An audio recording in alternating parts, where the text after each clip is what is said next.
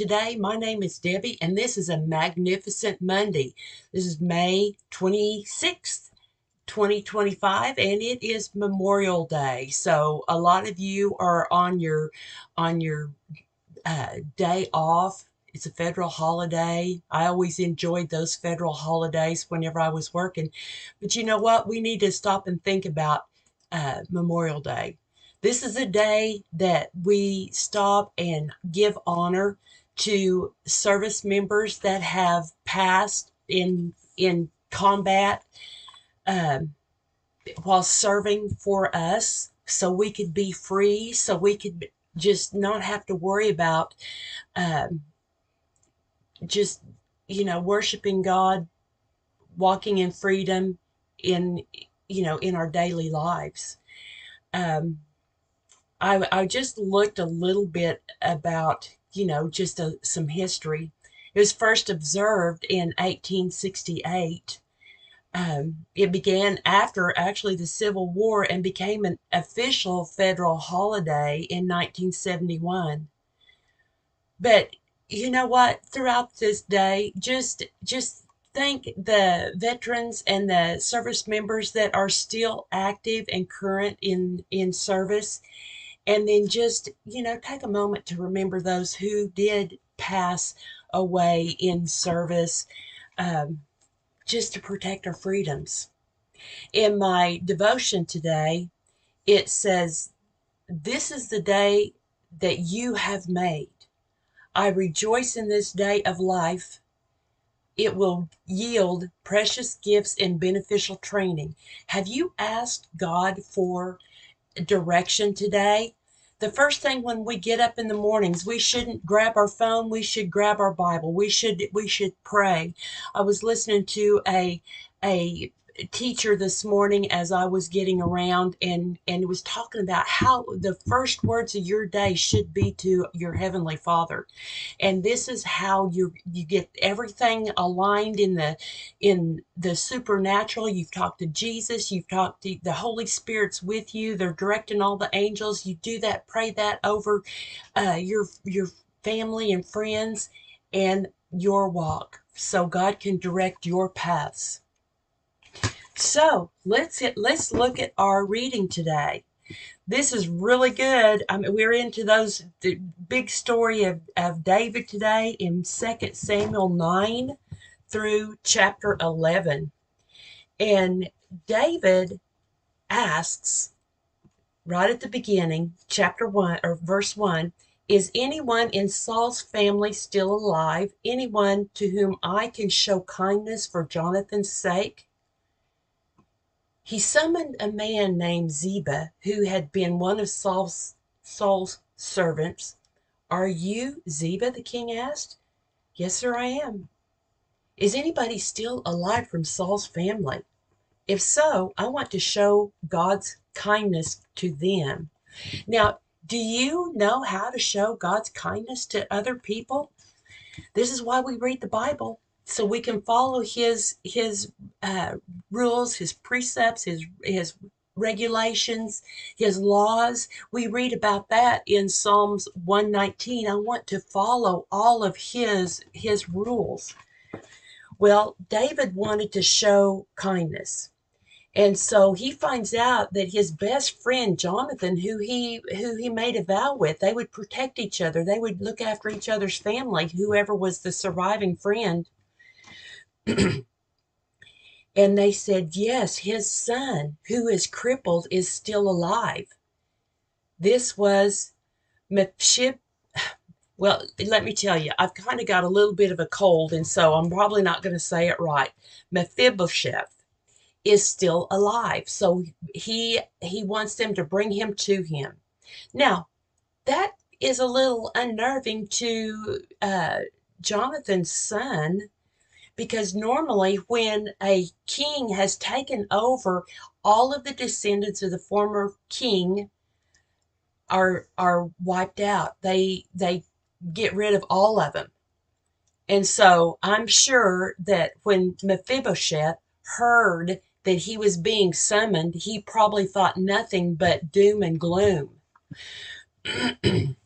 See, he was he was just out of the picture there for a while. So David tells him, don't be afraid. I intend to show kindness to you because of my promise to your father, Jonathan. I will give you all the property that belonged to your grandfather Saul, and you will eat here with me at the king's table. Now, that's a great lesson for us too, because David he had a struggle, a long years and years that he was king and didn't act as king because Saul was there and he didn't push that button. So now that he is king, instead of holding any ill feelings towards Saul's family, he's going to take care of Saul's family, who is Jonathan's in Jonathan's line. So this covenant that he made with Jonathan, you can go back and read that in 1 Samuel 20, where he's promising to show this kindness. Now, so David has said he's going to eat at his table and he's going to take care of him.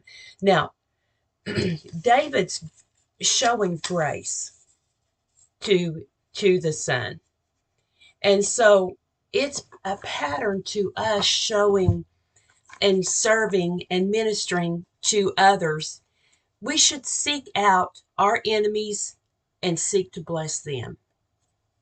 Who do you need to seek today? We should look for the poor, the weak, and the lame, and the hidden to bless them. We should bless others when they don't deserve it and bless them more than they deserve. Mephibosheth would have never known anything about this until David brought him up. He would have lived life just like he'd been doing and struggling maybe to make ends meet. He couldn't work. He was always depending on others. We should bless others for the sake of someone else. Oh, that is a good one too.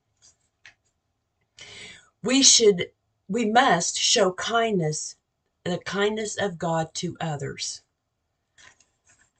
What a great thought to begin today. Whenever as we continue on with Memorial Day, is there somebody that you know that you have a connection with, that you could bless the family of somebody that died in service? I mean, what a great time to do that. So as we move forward, let me get my eyes focused here. I'm kind of coming down with a cold, so this is a deal for me today. So now then, here we find in chapter 10 about King Nahash of the Ammonites have died, and his son became king. So David said, I'll show loyalty to him. Now he's still in that zone of showing loyalty, support, and thanks to people around him. But they don't really get that. After he sends his ambassadors, then this new king is listening to his people around him, and they're saying he's got some intentions that's probably not right. The reason he's sending people over here.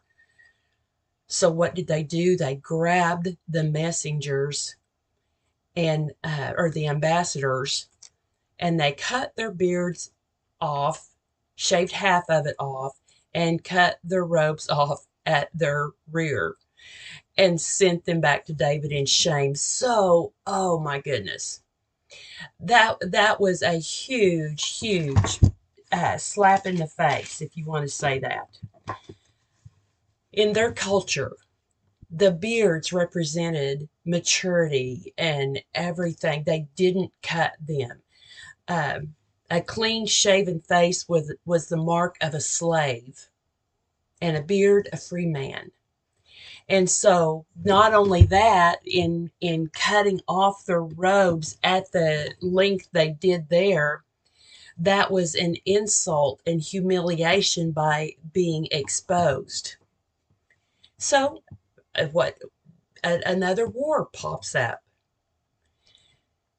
And so you see the people of Ammon realized how they had angered David. They know what David is like. He's got mighty warriors, they're fierce.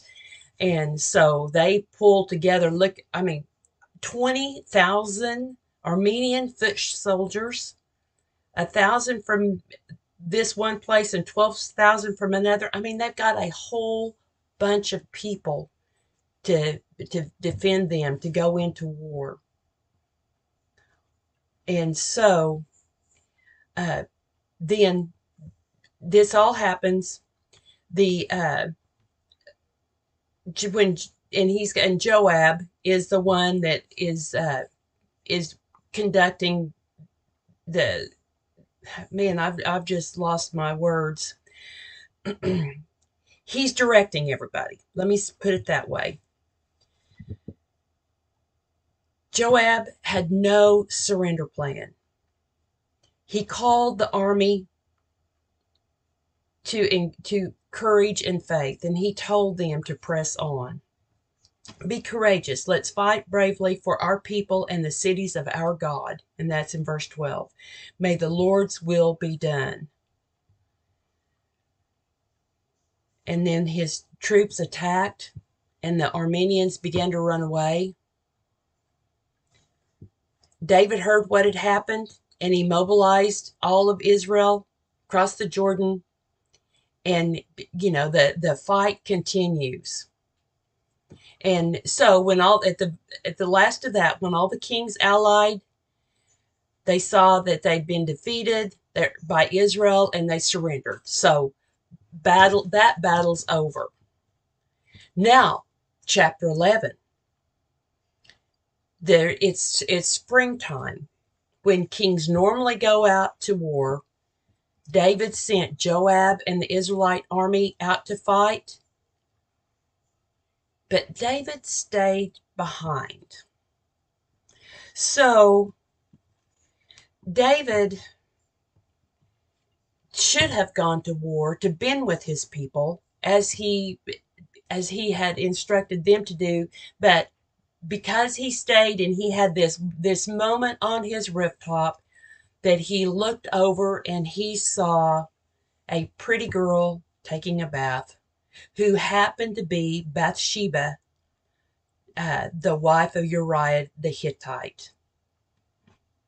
So this is where what you see, you're not supposed to have everything you see. He saw something that he liked, and he sent for her and slept with her, and she became pregnant.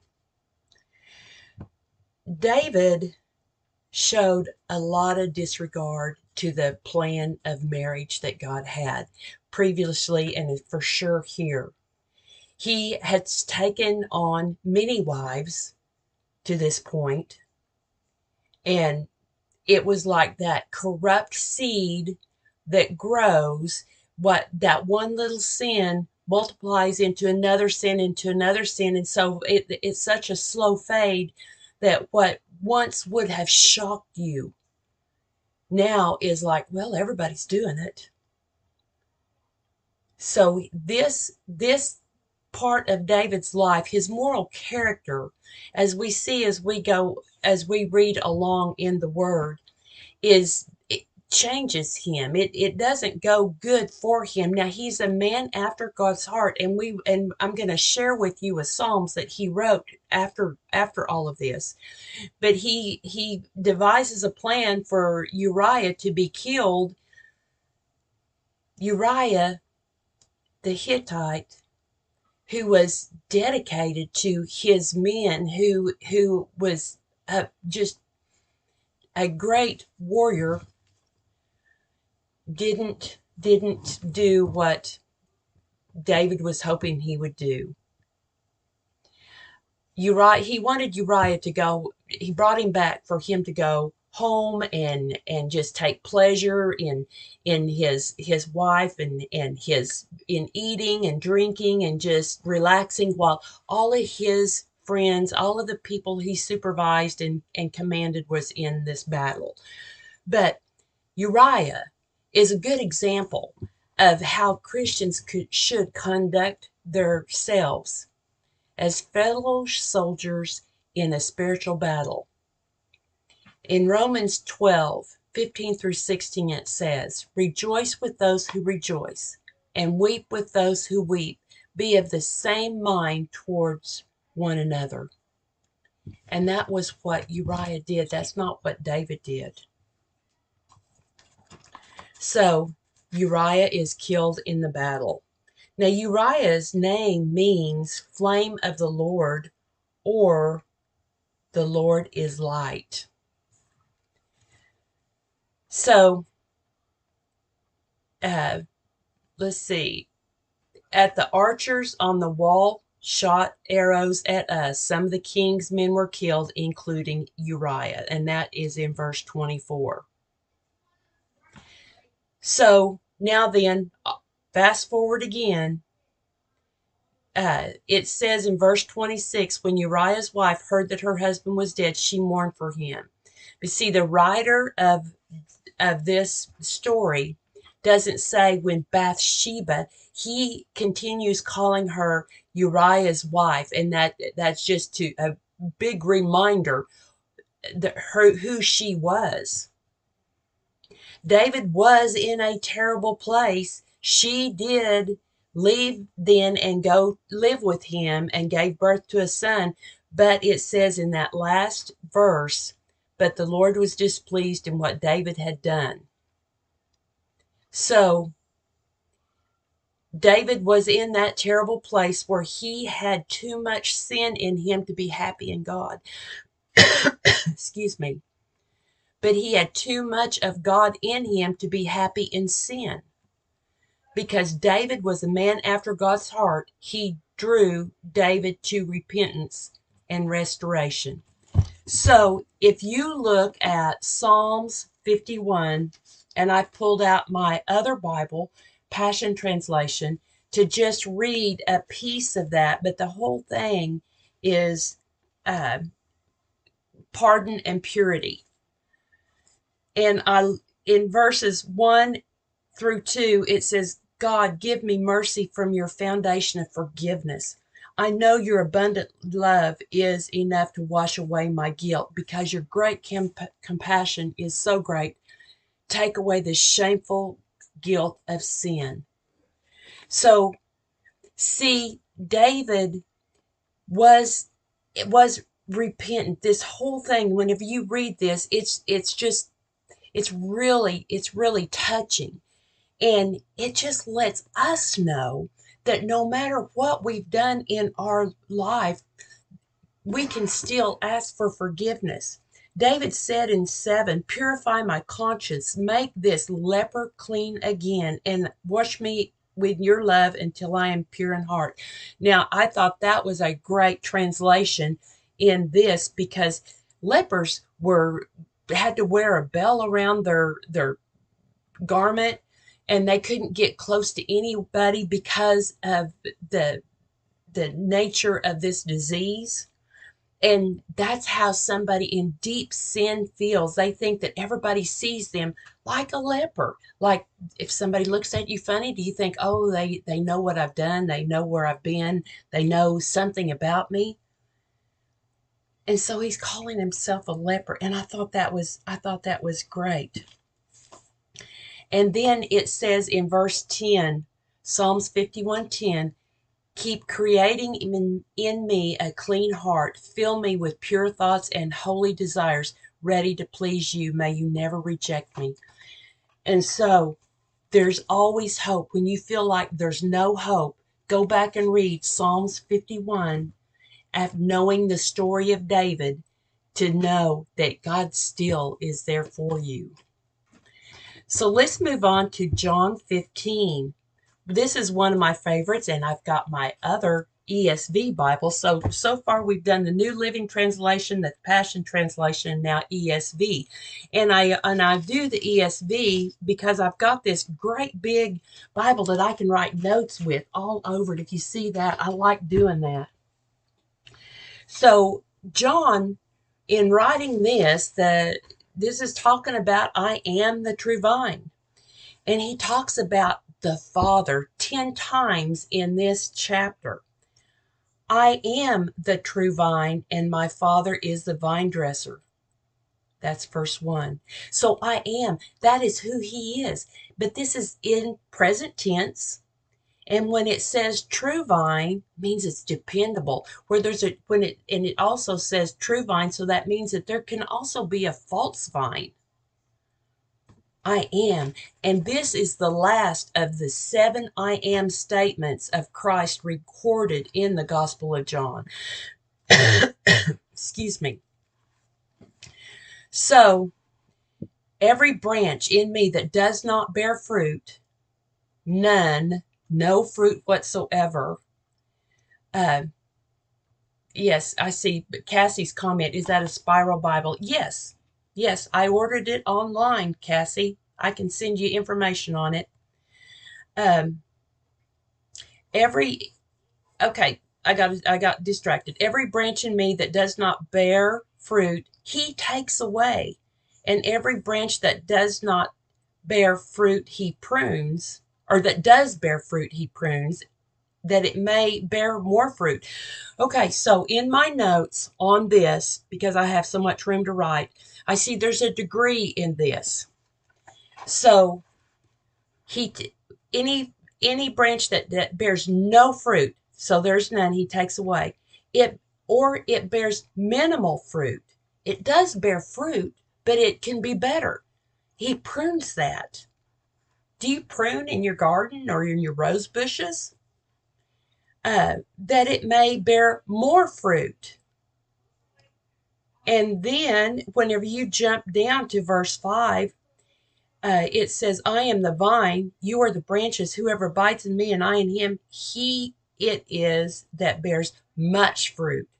So think about it, that in your spiritual life. You may be just fine. You may be,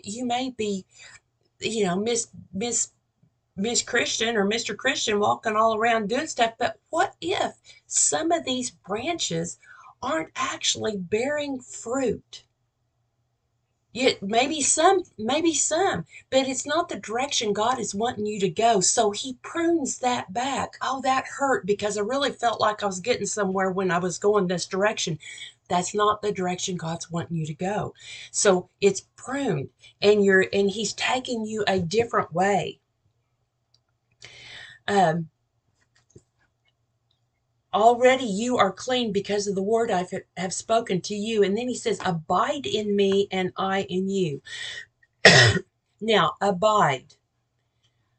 We want to really understand abide. That is a verb. It means to accept or act in accordance with a rule. To be unmovable. Unable to tolerate. To stay or remain calm in the same place over a period of time. So to abide in Christ means to depend completely on him. It's a living relationship. Galatians 2:20 says Christ lives in me. Colossians 3:4 says Christ who is in your life.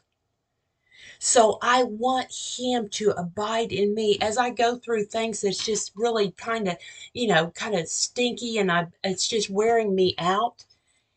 If I go back in and I'm seeking because I want to know what he's wanting me to do. I want to know what he wants me to know today. I want him to abide in me. I want to start my day like this. I want to be connected to that vine so deeply that it bears much fruit, not just a little, not just be just enough to get me by, to give me those little pats on the back. He says, I am the vine and you are the branches. And so much fruit. Let's talk about that real quick. The fruit of the Spirit. So there's love, joy, peace, patience, goodness, kindness, gentleness, faithfulness, and self-control. That's mentioned in Galatians 5:22 through 23. And so, are you bearing that kind of fruit? I got to go back and review what I'm doing, what I'm thinking, what I'm saying. Because does my words that I speak, does the walk that I walk reflect this? If it is, I'm gonna bear much fruit. Our source of life and energy is in Jesus. We must be rightly connected with him in a faith-love relationship.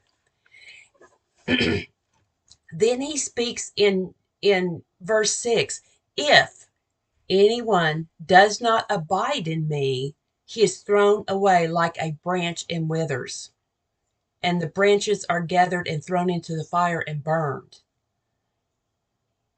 I pruned a whole bunch of branches off my rose bush, and some of them had buds on them. Some had flowers that I really hated that I was going to do that, but to get everything in order, I had to cut them off.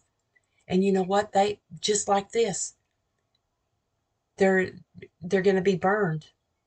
And then 7, if you abide in me and my words abide in you, ask whatever you wish and it will be done for you. Promise. That's a promise. I highlighted, we got 2 promises here really close. If you look at verse 10, if you keep my commandments, you will abide in my love. You will. If you do this, it will be done for you. You will abide. Highlight that today. What's your walk look like? By this the Father is glorified, that you bear much fruit. So prove to be my disciples. See, when we're not walking where he wants us to walk, have you noticed that your prayers feel like that they're just kind of hanging out there and nothing's happening? Do a heart check. He may have been pruning a little bit from you, and you felt the pain of that, but keep praying and keep seeking and keep doing that inventory to see what is your fruit looking like.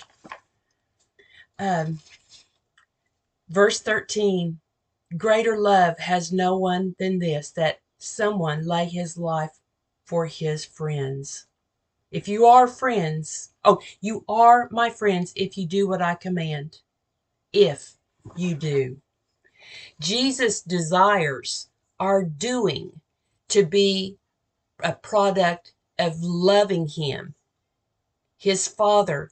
And in that atmosphere, it's not us just doing it in our own strength, but in his Spirit enabling our doing.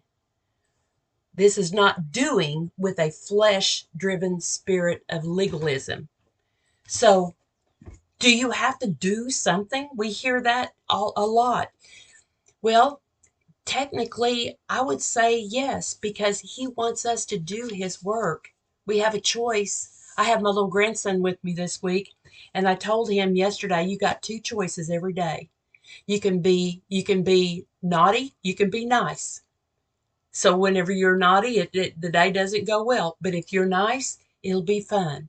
So you choose what you want this day to turn out like. And so whenever I asked him, then the next day, I asked him what his choice was. He said, "I'm going to be good." Well, that's our goal for sure. So, one final thing before I close out this morning. There are blessings we can never have unless if we are ready to pay the price of pain. There's no way to reach them save us through suffering. So whenever you suffer, when you're going through something really tough and you have abided in him because you're connected to the true vine, he takes care of all of the details. I was listening to another teacher the other day that said, don't try to change all of the circumstances because God's already aligning them up. Sometimes I get in the middle of it and I mess it all up. So I'm learning that I have to step back. It's not for me. So thank you so much for joining me this morning. And if you'll come back at noon today, we'll jump into Noon Nuggets. We're going to talk about Psalms 119, verses 49 through 64. You have a blessed day.